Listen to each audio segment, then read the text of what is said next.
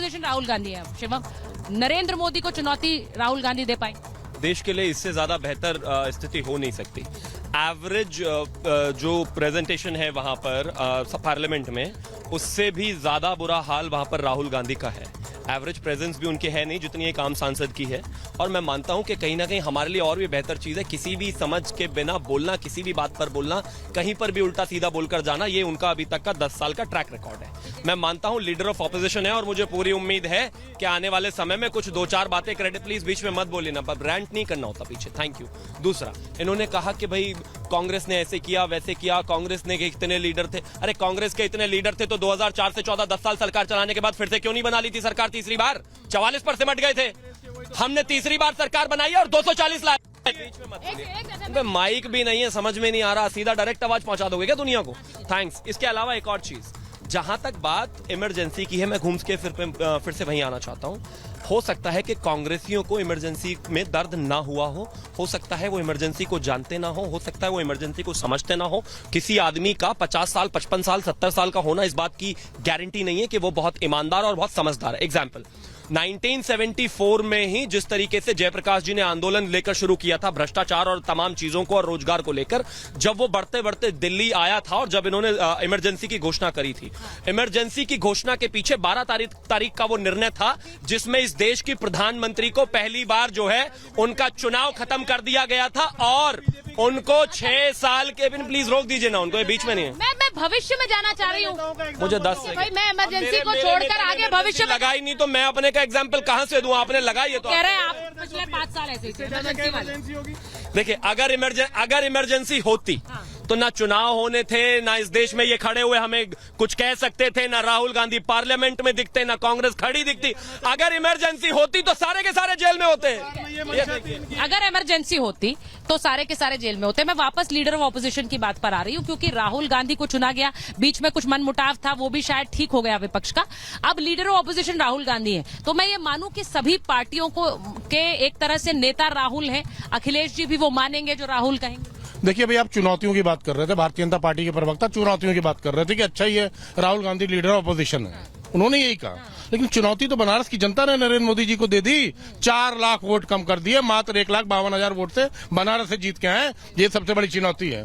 दूसरी बात, भाषा की इन्होंने बात की कि किस तरह की भाषा का प्रयोग करते हैं, तो मुझे पूरा यकीन है, एक मिनट रुक जाइए त्यागी जी, हाँ, मुझे पूरा यकीन है कि उनकी भाषा मटन, मछली, मंगलसूत्र, भैंस और इस मुजरे से बेहतर होगी जो आदरणीय प्रधानमंत्री ने इस चुनाव में की थी।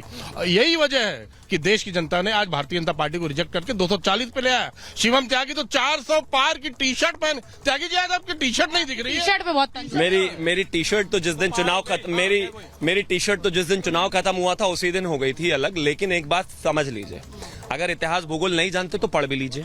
इस देश में नेहरू जी के अलावा कोई भी तीसरी बार सरकार में 5 साल 10 साल चलाने के बाद आया नहीं। नंबर 1, 64 साल में ऐसा पहली बार हुआ है। पूरे जीवन लगा दिया आपने, पूरी पार्टी बन के आज आपको 25 साल हो गए, आप नहीं पहुंचे वहां तक। तो जहां हम खड़े हैं वहां कोई भी नहीं पहुंचा अभी। भाई कह रहे हैं आपकी पार्टी नहीं, नहीं हमारे, मैं आपकी पार्टी तीसरे नंबर पर आ गई, लेकिन वहां तक पार्टी की बात करता हूं। जहां तक उत्तर प्रदेश का सवाल है, समाजवादी पार्टी आज की डेट में, जहां से मोदी जी भी आते हैं, जहां से राजनाथ जी भी आते हैं, जहां से माननीय योगी जी भी आते हैं, उस प्रदेश से समाजवादी पार्टी आज की डेट में भारतीय जनता पार्टी से बड़ी पार्टी बन के आई है। अच्छा, मैं एक चीज ये पूछना चाह रही हूँ, समीर जी आप बताइए, बतौर एक पत्रकार, आप राहुल गांधी, क्योंकि उनके लिए पहला संवैधानिक पद है जब वो लीडर ऑफ ऑपोजिशन होंगे संसद में, और शायद कांग्रेस पार्टी बहुत समय तक ये चाह रही थी कि वो एक बड़ी जिम्मेदारी निभाएं। अब ये जिम्मेदारी उनके कांधों पर है, तो आपको क्या लग रहा है, क्या उम्मीद उनसे की जा रही? देखिए, इसमें कोई दो राय नहीं कि 10 साल बाद कांग्रेस को विपक्ष का नेता का पद मिला है और राहुल गांधी अब विपक्ष के नेता बने हैं। उनके पिता विपक्ष के नेता रहे राजीव गांधी, सोनिया गांधी विपक्ष की नेता रही है, अब राहुल गांधी विपक्ष के नेता बने। तो मुझे लगता है कि मैं राहुल गांधी को अपने को प्रूव करना चाहिए। देखिए, 2004 में राहुल गांधी सांसद बनते हैं, 4 से लेकर 14 तक उनकी सरकार रहती है। उस समय उन्होंने पार्टी का संगठन बहुत अच्छे से देख पाते हैं ना, सरकार को मार्गदर्शन दे पाते हैं। 14 से लेकर 24 तक वो विपक्ष में बैठते हैं। 14 में भले ही विपक्ष के नेता का पद नहीं मिलता, लेकिन पार्टी के नेता नहीं बनते। उस समय वो मल्लिकार्जुन खड़गे को नेता नेता बनाते थे। 2019 में उन्हें मौका मिलता है पार्टी का नेता का बनने का, उस समय अधीर रंजन चौधरी को बना देते हैं। अब 2024 में जब कांग्रेस वर्किंग कमेटी प्रस्ताव पास करती है, मल्लिकार्जुन खड़गे कहते हैं कि मैं आप पे कार्रवाई करूंगा, सोनिया गांधी उनसे रिक्वेस्ट करती है, प्रियंका गांधी अपने भाई से रिक्वेस्ट करती है, उसके बाद वो भारी मन से स्वीकार करते हैं। मैं कहता हूं कि अब जब उन्होंने स्वीकार कर लिया विपक्ष के नेता का पद, तो मुझे लग रहा है वो विपक्ष के नेता, पूरे विपक्ष के नेता है। अब वो एक अच्छे विपक्ष के नेता के रूप में अपना व्यवहार करे, बढ़िया स्पीच दे, सरकार को मुद्दे पे घेरे और ये बताए कि 2029 में प्रधानमंत्री मोदी के सामने प्रधानमंत्री के रूप में बनने के लिए तैयार है। और मुझे लग रहा है ये 5 साल एक अपॉर्चुनिटी राहुल गांधी को मिली अपने आप को प्रूव करने के लिए। ये देखना दिलचस्प होगा कि राहुल गांधी इस 5 सालों को कैसे इस्तेमाल करते हैं। क्या विपक्ष का नेता बनकर प्रधानमंत्री की तरफ बढ़ते हैं, या लोग कहते हैं कि बहुत बड़ी गलती हो गई राहुल गांधी को इतना बड़ा मैंडेट। यहाँ पर क्योंकि संजय जी खड़े हुए हैं, वो उनका कहना होगा कि भाई हमारे नेता के साथ जो हो रहा है, अरविंद केजरीवाल के साथ जो हो रहा है, वो तो सबसे बड़ा आपातकाल जैसा हो रहा है, उन्हें छोड़ने नहीं दिया जा रहा। अब उनका आरोप ये होगा, और मुझे लगता है कि ये आरोप अब अखिलेश जी ने तो आज संसद के बाहर समर्थन किया है, तो आपको लग रहा है कि ये मुद्दा भी अब संसद में जाए? नहीं, यही मुद्दा नहीं है। यदि 156 सांसदों को एक साथ सदन से बाहर निकाल देना, जिसे जनता चुनकर भेजती है, वो इमरजेंसी नहीं दिखती इनको। चुनी हुई पार्टियों को तोड़ देना इनको इमरजेंसी नहीं दिखती है। आरोप खुद प्रधानमंत्री जिसके ऊपर लगाते हैं, वो यदि भाजपा ज्वाइन कर लेता है या इनके दल को स्वीकार कर लेता है, वो पाक साफ हो जाता है। लेकिन 2 चुने हुए मुख्यमंत्री को उठा के जेल में बंद कर देना इमरजेंसी नहीं होता है। ये शुभम भाई इनकी ठीक है, देखिए शिवम त्यागी की मजबूरी है, वो अपनी बात करेंगे, हम अपनी बात करेंगे, वो बिल्कुल करेंगे, लेकिन जनता समझ रही है, जनता अपनी बात करेगी।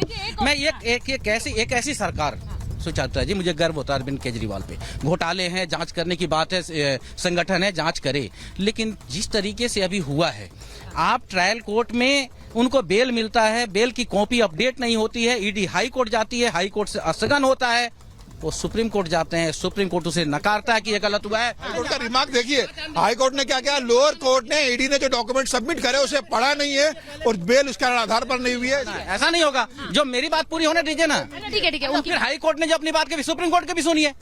मैं ये कह रहा है कि भाई जब तक ऑर्डर अपडेट नहीं होते हैं, अपलोड नहीं होते हैं, जब तक हम उस पर क्या सुनवाई करेंगे। सुप्रीम कोर्ट भी मना कर देता है, उसके लिए बोलता है। सत्येंद्र जैन के ऊपर भी उनका सुप्रीम कोर्ट का वक्तव्य आया है। मैं कह रहा हूं उसे हम नकार दें, सुप्रीम कोर्ट को, हाई कोर्ट को लेकर चले। यानी जो मेरे पक्ष में है वो मेरे लिए अच्छा है, जो उनके पक्ष में है उनके लिए अच्छा है, लेकिन जनता के पक्ष में क्या अच्छा है ये आपको देखना होगा, हमको अब ये 18वीं लोकसभा में तस्वीर किस तरह की हो सकती है, इसको इस तरह से भी समझिए कि जिस तरह शपथ ग्रहण हुआ, क्योंकि पहले 2 दिन सिर्फ शपथ ग्रहण हुआ है, उस शपथ ग्रहण में किसी ने जय फिलिस्तीन कहा, तो किसी ने हर हर महादेव किया, किसी ने राधा रानी का धन्यवाद किया, तो किसी ने हिंदू राष्ट्र का नारा लगा दिया। जरा इसे सुन लीजिए, उसके बाद मैं अपने मेहमानों से चर्चा करूंगी कि क्या ये आने वाले समय का ट्रेलर है। सुनिए। जय भीम, जय मीम, जय तेलंगाना, जय फलस्तीन, तकबीर, अल्लाहु अकबर। जय हिंदू राष्ट्र, जय भारत। गुरु गोरक्षनाथ महाराज की जय। नमः पार्वती पते हर हर महादेव। जय भोजपुरी। अटल बिहारी वाजपेयी जिंदाबाद, नरेंद्र मोदी जिंदाबाद, डॉक्टर हेडगेवार जिंदाबाद। जय श्री कृष्णा, जय श्री राधा रमन जी, जय भारत माता की। भारत माता की जय। जय श्री राम, जय श्री राम, जय भारत।